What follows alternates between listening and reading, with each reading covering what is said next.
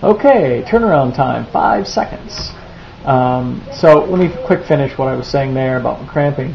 I really wasn't cramping. You know, it's my legs are cramping, right? Not my arms. My arms are doing most of the work. I think my legs were cramping, my hamstrings and my calves, because I've been doing so much at Shakespeare and I've been on my feet so much, back and forth and back and forth and walking, and hauling stuff in, carrying things. So it's been a lot of work at Shakespeare, but I've certainly enjoyed it. We've been doing a lot of grilling. I've got a bunch of video, and one of these days, maybe never, I'll post it.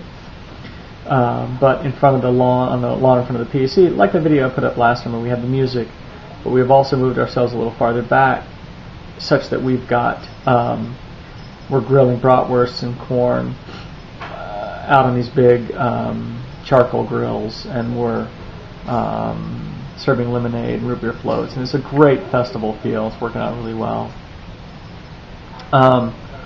As to theater, Duncan is having just a fantastic time. I wish you guys could see him.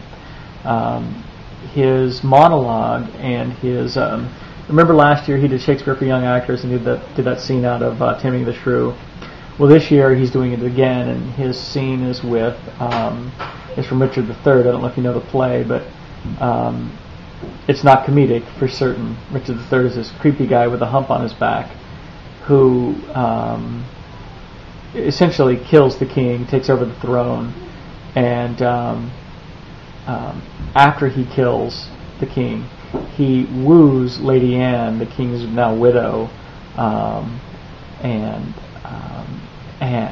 right there at the funeral. So it's got this immense seriousness and creepiness to it that I'm really looking forward. And I'll actually be able to get that on video, so I'll put that on YouTube. That's Sunday. But this past Monday was a show by a man named John Daly, D-A-L-Y. John was one of the founding actors of the Great River Shakespeare Festival. And he and his family hail from Milwaukee. That's where he and his wife and children live. He's maybe 55, 53, right in there somewhere.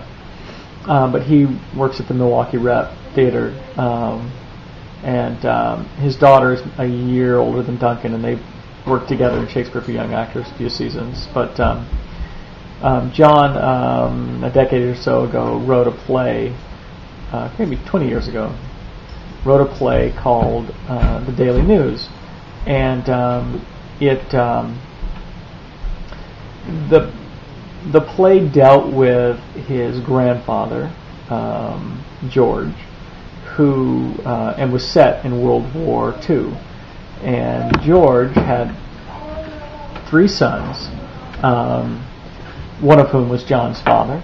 And these 3 sons he sent off to fight in World War II. And each week his sons would write him a letter, and he would take these letters, synthesize them, along with, and then would add to it what was going on around Milwaukee. And he would send this out and would call it the Daily News.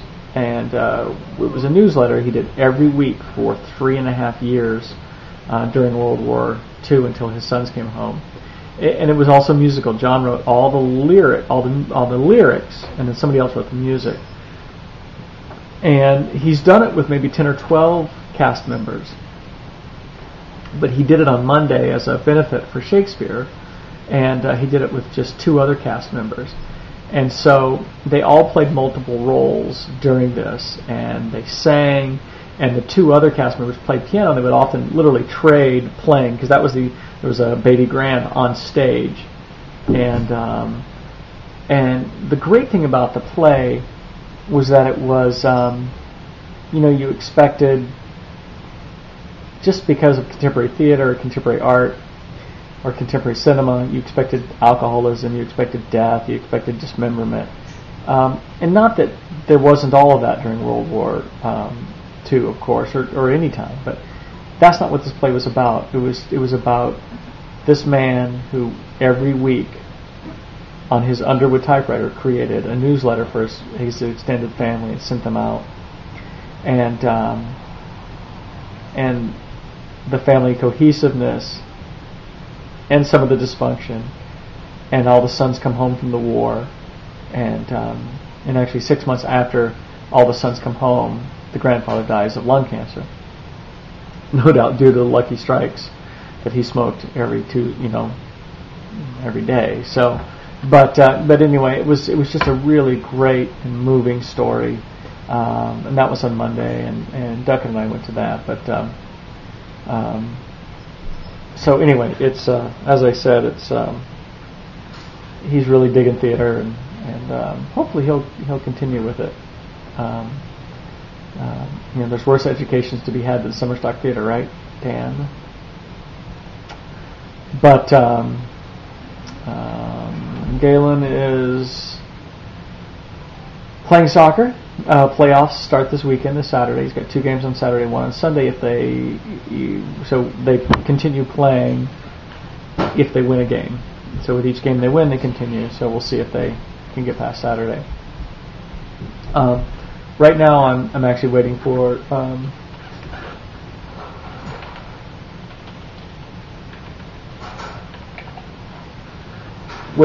video to load. It's the Copa Libertadores between Estudiantes and Cruzeiro. Of course, Eduardo came in and told me all about it this morning, but I want to watch just the highlights. But anyway, so that's Galen. Marshall is, he's actually been coming out swimming with me. I think I talked a little bit about that on Tuesday, but hopefully he seems like he wants to swim more, so maybe that will become his niche. Preston and Colleen are doing their best to fight and hurt each other, and that seems to be going well. Beth is very busy right now at work. She has the board of trustees. The annual board of trustees meeting is tomorrow, and Beth is organizing that. And it's an all-day affair, which includes dinner tomorrow night and a play, one of the Shakespeare plays, of course.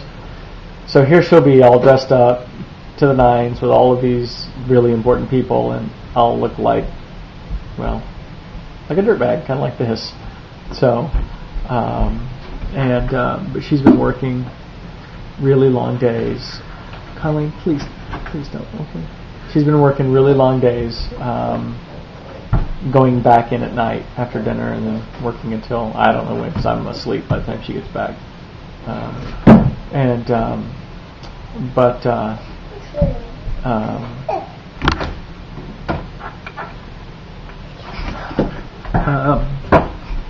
But that's tomorrow, so those long days will be done after tomorrow. The big news. I went out and played soccer. Yes, even I am playing soccer again. There's a pickup game every Sunday at 4 o'clock behind the high school. The sad part is the high school the school district trying to save money they only cut half the grass, so the other half is really long. It's hard to even kick the ball out of it. But they usually are somewhere like 4-on-4, 5-on-5, but this past Sunday when I went out, it was 10-on-10. We played probably a 3/4 field. I played some goalie, which was better than playing anything else because I didn't have to run. Made a couple of good saves. I got embarrassed a few times. But I really, really had a great time. Unfortunately, being swimming so much, I didn't feel so bad on Monday. But I'll try to get some video of it because it's a great group of people. A lot of people like us who used to play soccer. Some people who don't play much or never played much. Some college players. The captain of the WSU women's soccer team was out, Megan. She was really fun to play with. And then a couple of newly graduated high school students who were both fit and good. So anyway, that's every Sunday. I'll be playing again this Sunday and then off to softball. So Alright, this is my second video. My 10 minutes is almost up. I'm going to cut this thing off. I don't know where my time goes. Be well, and we'll talk later.